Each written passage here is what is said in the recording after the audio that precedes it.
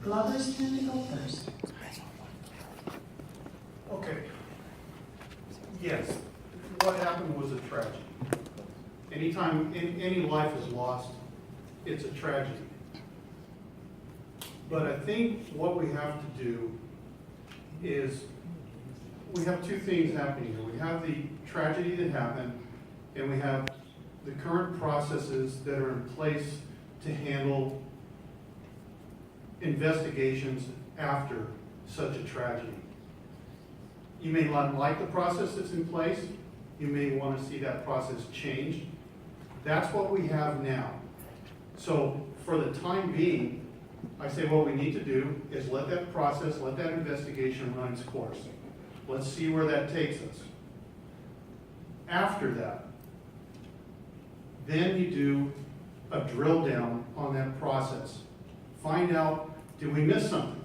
Is there something that we can correct? Is there actions that we can change?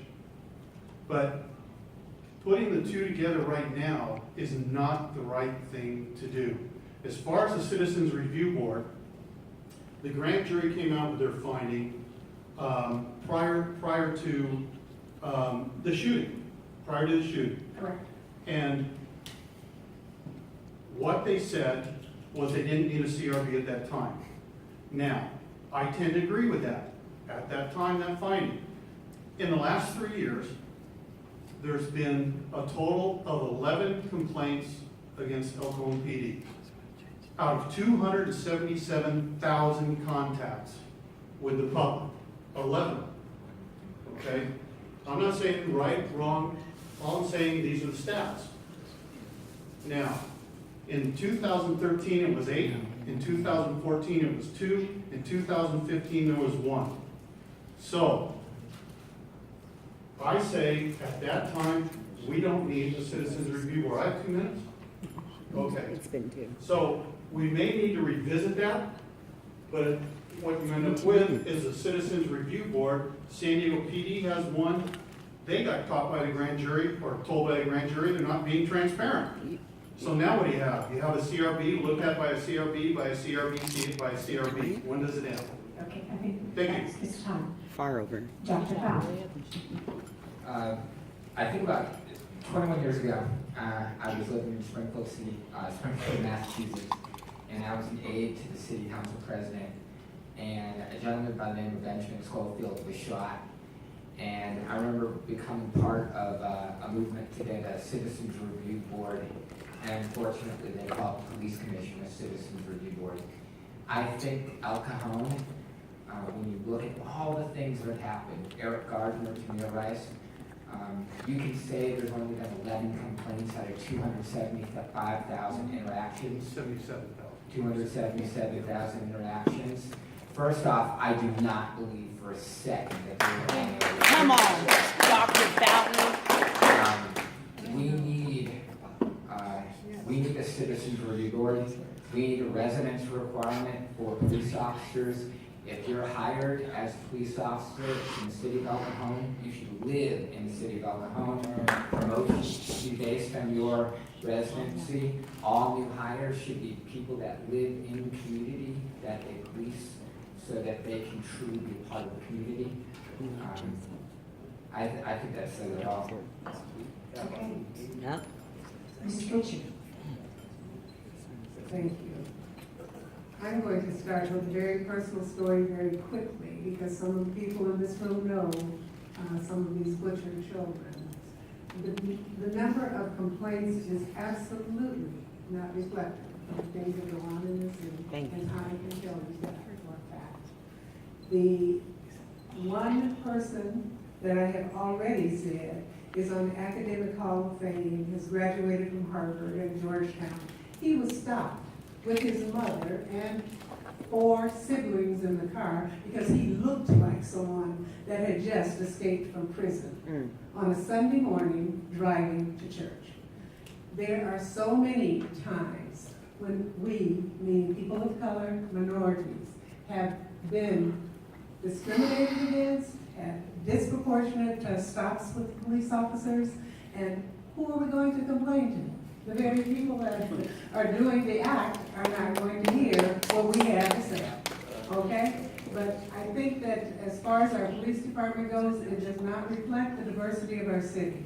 We need more diversity, and the police officers that are there need more training. We had one person to deal with mental health, and they could not go because they were busy dealing with mental health, which is what they were trained to do. So what does that mean? It means that we need more training for the people that are on the police force. I definitely think that we need to have a citizens review board, and we can't afford to have a city with this diversity in it and not have that diversity reflected in our governance, on our police forces, and to create environments in which we can have open dialogue. We need to heal. We cannot heal if people on the one side saying, oh, the police have every right to do, and marchers are on the other side saying 217 black males, and we have added ourselves to that disturbing statistic. Thank you.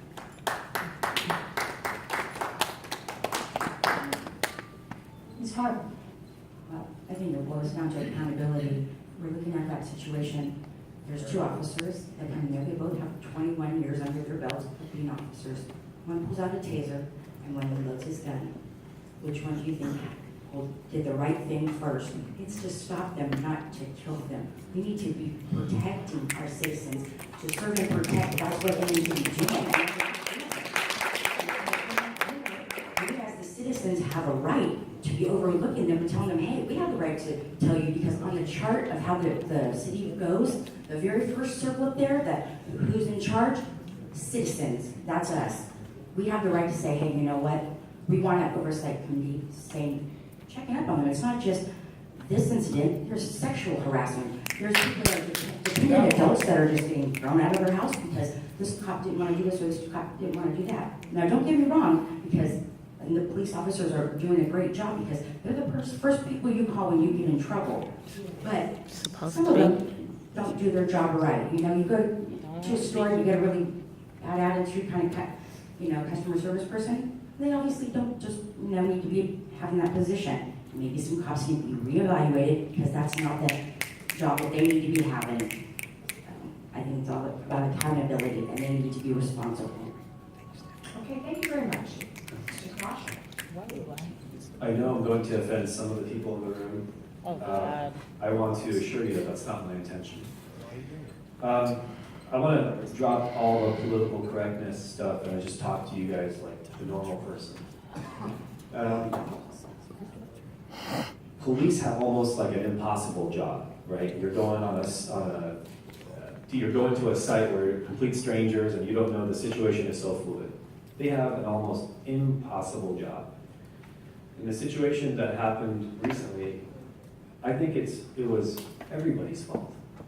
I think they're both right and they were both wrong. What do I mean by that?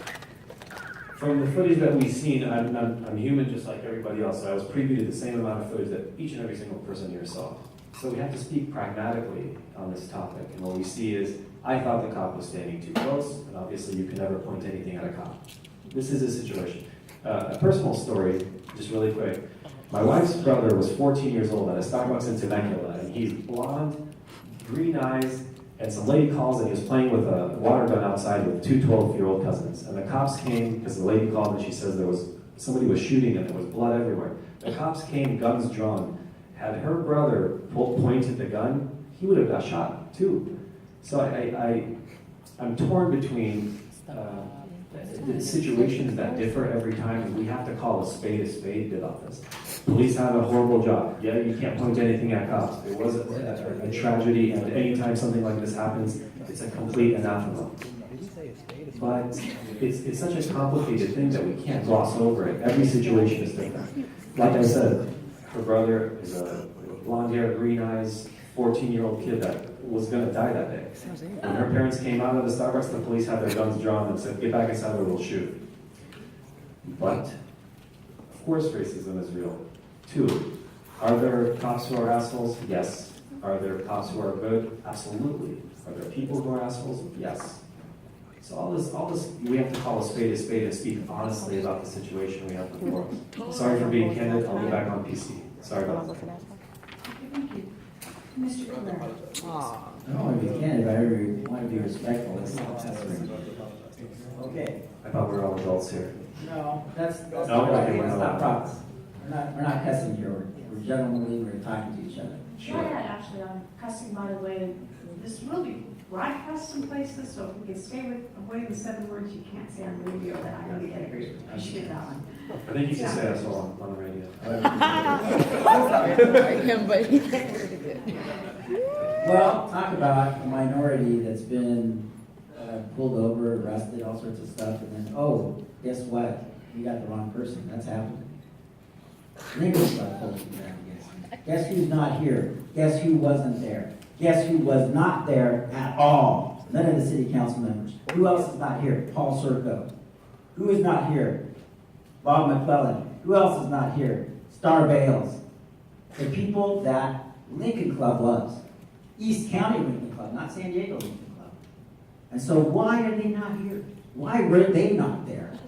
Why was it up to citizens like me to be there when it happened?